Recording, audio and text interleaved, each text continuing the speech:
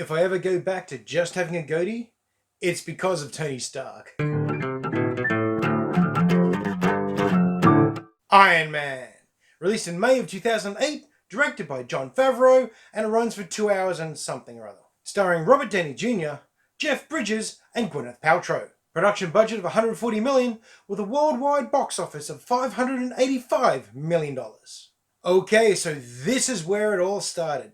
This is ground zero. This is the epicenter of the MCU. Marvel banked everything on what was at the time a second, if not third tier character who turned up and did cool things in the comics every now and then. I remember going into the cinemas expecting something okay. I came out of it excited like Star Wars. I came out of it so happy. I wanted to fly. I wanted me a robot suit. That's what I wanted. I was so pumped after this movie. And it set the tone for everything to follow. Robert Downey Jr. as Tony Stark. How perfect was that? That is some incredibly good casting with some fantastically good acting. You just like him, but you know you shouldn't, because he really just isn't. Arrogant git. But he's such a charming one. You just love the guy. Such a solid performance. And Jeff Bridges as the villain, as the pseudo-villain at the start, but eventually the big bad guy. He's got such a screen presence, hasn't he? Jeff Bridges is just, he's a big man, and he covers a large area in his personality. He fills the screen.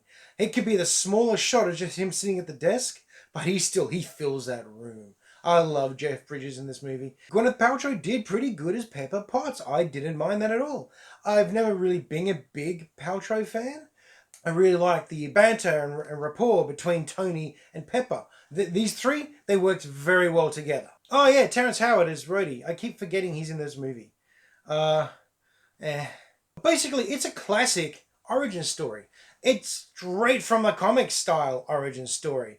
You know, you've got the tech genius who gets himself into a position where he has to face his own demons and face what he's become and face what his greed or his technology is doing to the world, and then take equally dramatic steps to try and fix it, nearly wreck himself, then he finds himself, becomes a true hero, you know, all that sort of stuff. And it's done so well. Script, dialogue, pacing, all knit together perfectly. The suit, the sometimes practical, largely CGI Iron Man suit. It is so good. The moment you see it, you want it. You're like, I want that to be a real thing. And we get that wonderful extended montage of Tony building his suit, testing it, putting it together, heads-up display. It sounded good too. Whenever he moved or walked or did something, the suit would make a noise and then the clank, clank, bang. It gave a feeling of weight. So when the fall through the ceiling sequence happens, you believe it's actually that heavy. And the fight style of the time matched this. This isn't the super agile suit that you get in the later movies. This really is a big clunker. They do the Hollywood thing where they keep changing the rules to how much it weighs, admittedly. I like to call it plot physics. When the plot calls for it, then the physics come into play. Until then, yeah, we'll just, run across the top of that. All the special effects like the hollow table and the repulsor blast and the glowing chest piece and all the super science bits and pieces, that looked really, really nice. You can never really tell if the super science stuff and the physical stuff was real or if it was CGI. And I really appreciated that. A lot of this movie was practical though, from what I can tell. Also liked how they took their time to tell the story. They didn't just rush you straight into Iron Man.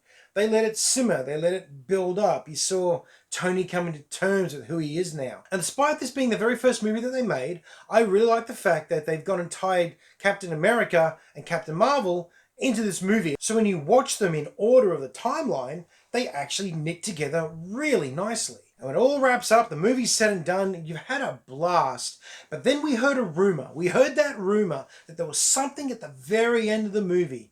So like me, my friends, and maybe 2 or 3 other people in the whole cinema, we sat there and we waited and we waited and we waited. And finally we get that end scene. And it was mind-blowing. I was so excited they mentioned the Avengers. I don't remember it, but I'm told that I jumped up and cheered when that happened, much to everyone else's amusement.